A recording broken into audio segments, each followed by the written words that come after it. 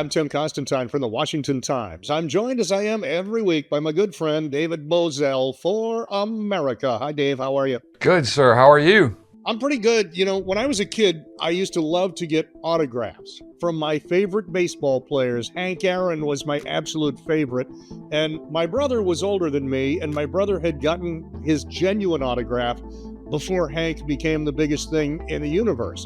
Nowadays, players, sometimes they get so much demand if you play for the Yankees or the Red Sox or someone, that an Autopen is used. It's a machine where they actually have digitally recorded the autograph of player X.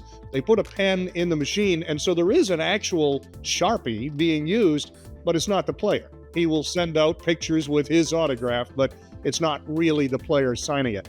That's okay if you're a professional baseball player, but it seems we now know that Joe Biden, the president of the United States for 4 years, was using an Autopen to sign off on a number of things, including pardons and bills. Is this an issue to you?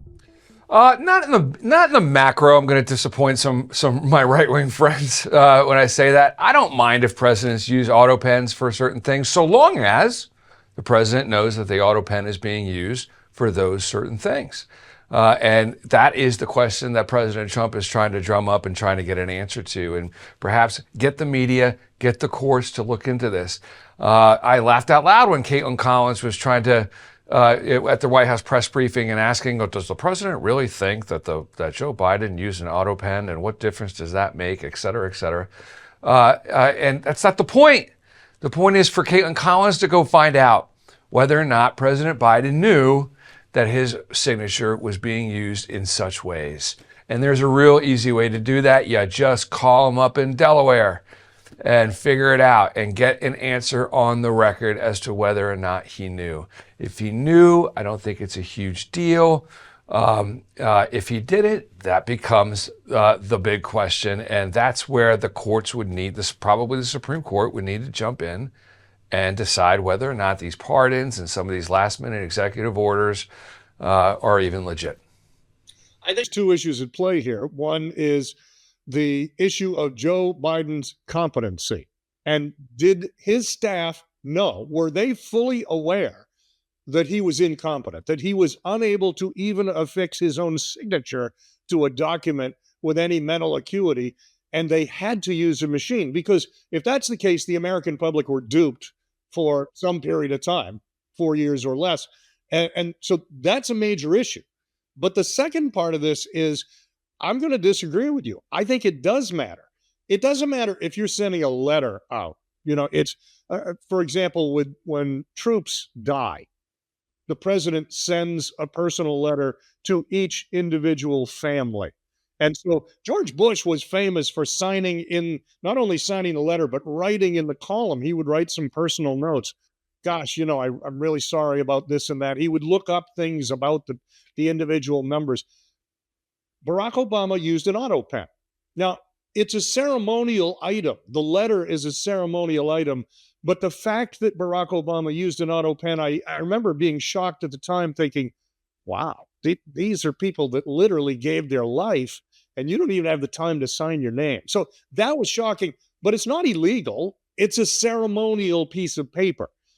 I would disagree, however, if you have a pardon or you have a bill that was passed.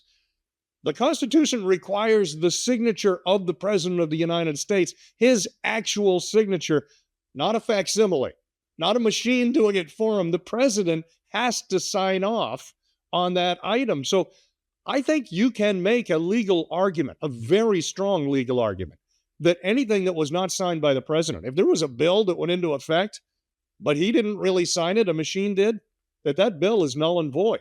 I think there is a huge can of worms here. Well, I mean, let's hash that out in the courts. There are differences between correspondence, pieces of legislation, pardons, etc. I think Jimmy Carter pardoned tens of thousands of people, after the Vietnam War. How are you going to make him do that? And I mean, that's got to be a facsimile. He's just not going to. I don't think we want our presidents, if it's going to be such in high quantity, Tim. I just don't know if I want my president sitting there behind a desk doing that in such high quantity.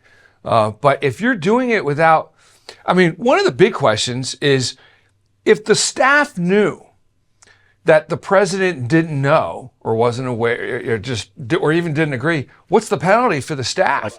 I mean, I remember being in third grade. Okay, I forgot to turn in my field trip permission form. There was a little line from my mother, and the call was made. Did you bring in your permission form? And so I hastily wrote "Mom" in the permission form instead of her name because I was third grade. I didn't know what I was doing. In detention, I mean, that was my penalty, right? I got in big trouble for that because I forged her name.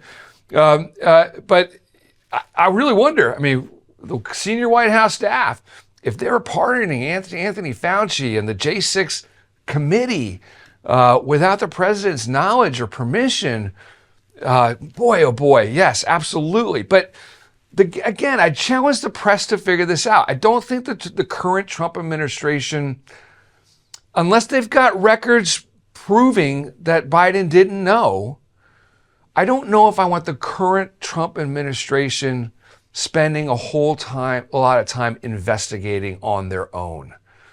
Here's the great irony is, if you recall the last year of Biden's presidency, there was denial after denial after denial that he was incompetent. No, even the media, the left-wing media was saying he's at the top of his game. I met with him. He's as sharp as he's ever been. Here's the great irony is now, what better way for them to evade any trouble than to go to Joe Biden and say, were you aware? And he can go, I don't know. And there's nothing anyone can do. He can now be declared incompetent, and that works in their favor. Right. Well, like what would Robert Hur say about this? Right. He put in his deposition notes that the president clearly wasn't with it and clearly had a poor recollection of events as it related to his classified files situation. So, would Robert Hur have something to say about this? Is there a way to get Biden under oath in a deposition, format? I mean, but I think that's got to require third-party litigation. Or a third-party investigation from the media. I just hesitate to sort of burden the current Trump White House with trying to figure that out on its own, because even if they thought they had the goods, people are going to question the messenger. I think there should be an injunction against any and every action item that Joe Biden signed for 4 years. Sure, that too. We can do that too. I'm game for that. Ukraine funding never happened. He is David Moselle. I'm Tim Constantine from the Washington Times. Thanks for joining us.